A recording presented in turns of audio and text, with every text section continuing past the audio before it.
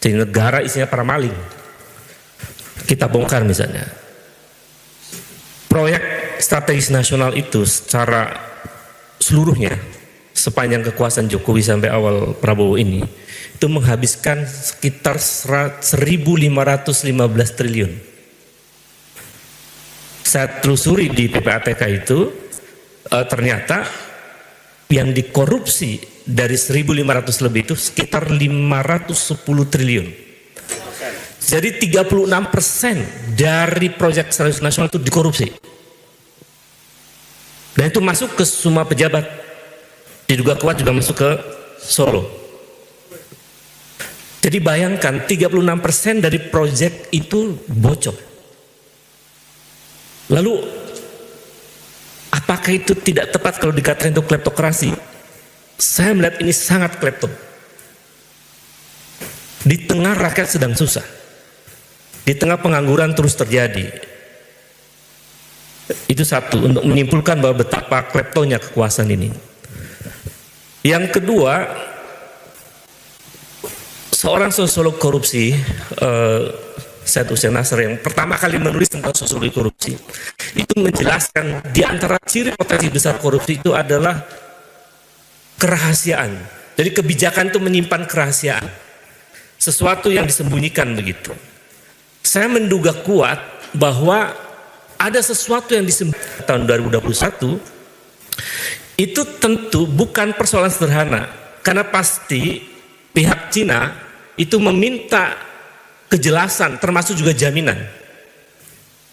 Tapi kita nggak punya akses untuk membongkar apakah perubahan peraturan presiden itu ada jaminan khusus. Dalam beberapa studi yang dilakukan oleh beberapa NGO Jerman, meneliti tentang sejumlah kontrak Cina dengan negara-negara Afrika dan Asia, itu ditemukan kontrak-kontrak tertentu yang rahasia itu negara memberikan jaminan khusus kepada Cina itu dalam bentuk tanah misalnya.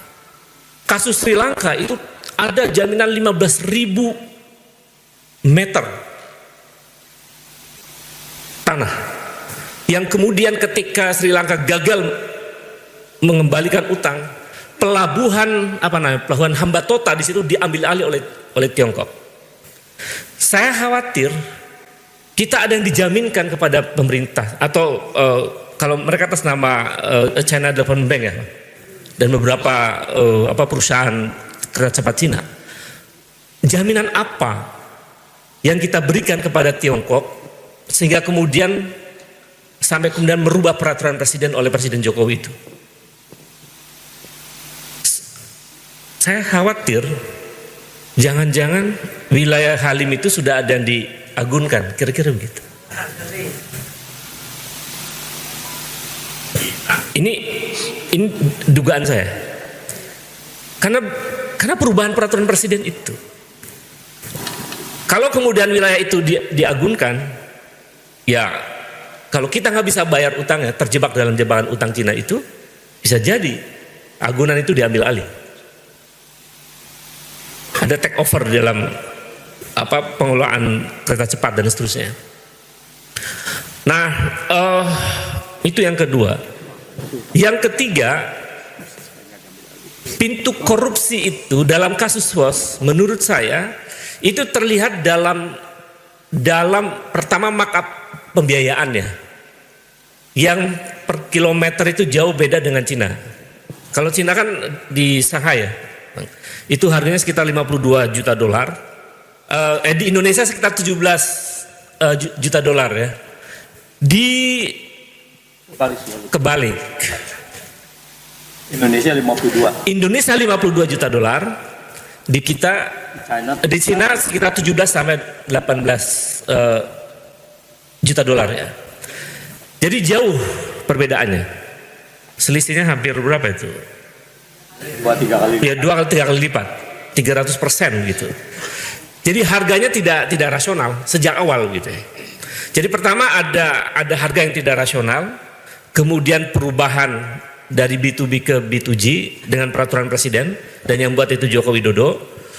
Kemudian ada pembengkakan pembiayaan.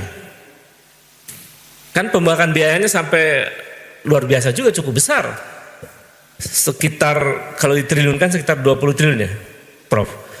Jadi angka yang sangat besar, sekitar 1,6 miliar dolar, jadi sekitar 20 triliun. Angka yang sangat besar. Itu juga tanda atau ruang atau pintu korupsi sebetulnya. Nah, semua itu kemudian kita punya hope kan, ketika kemudian Purbaya melontarkan nggak mau tanggung jawab soal utang di APBN, nggak mau bayarin itu dan seterusnya. Tapi kemudian Prabowo lebay, kacau juga itu. Jadi narasinya itu atas nama rakyat. Gitu. Demi kepentingan rakyat saya ambil alih, ya kan? Saya yang tanggung jawab.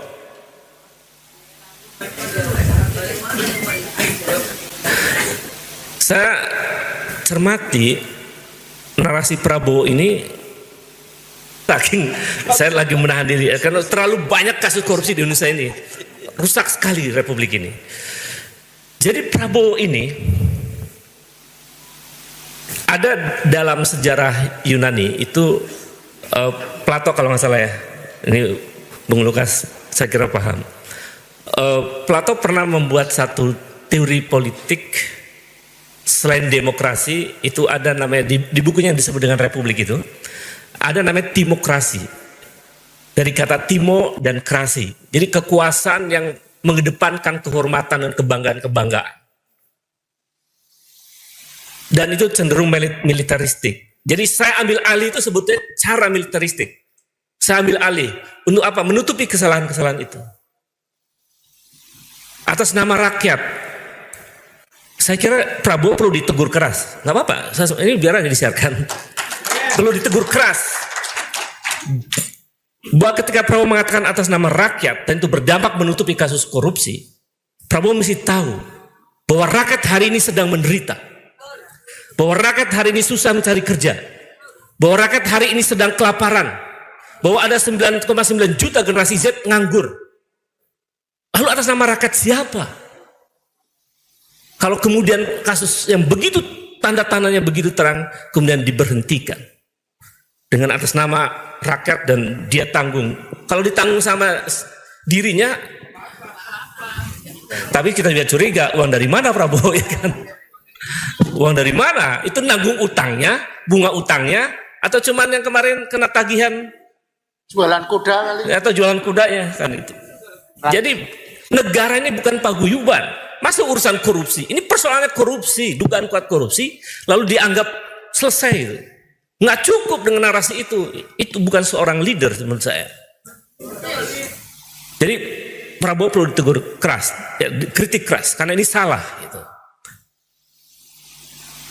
Nah, lalu dia di situ kan membangga-banggakan, ya kan, kita mesti bangga sebagai bangsa yang punya kereta cepat gitu. Itu juga argumen parah. Kereta cepat Jakarta-Bandung itu teknologinya Cina. Apa yang bisa dibanggakan? Bukan milik.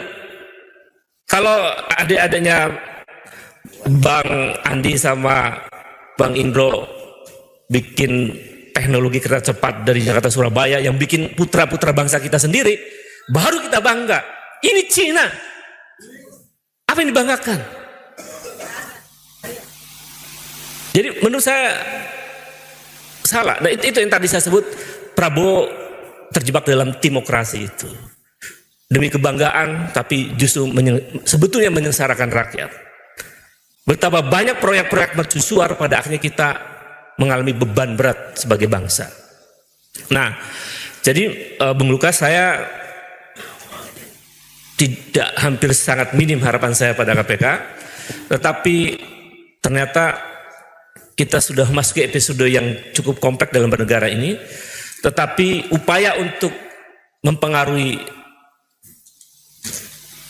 situasi yang seperti ini, menurut saya harus terus dilakukan. Kalau ada juga pola-pola demokrasi ya. Jadi kekuatan massa nampaknya akan menentukan seberapa besar perubahan akan terjadi di Indonesia. Karena saking rusaknya. Kalau Antonio Gramsci menyebutnya sebagai morbid symptom. Situasi yang sangat sakit negara ini, tapi tak kunjung datang harapan untuk sembuh. Maka pada posisi itu menurut saya gerakan rakyat, gerakan civil society menjadi sangat penting untuk melakukan perubahan besar di Republik ini. Terima kasih. Assalamualaikum warahmatullahi wabarakatuh. Ya, tepuk tangan.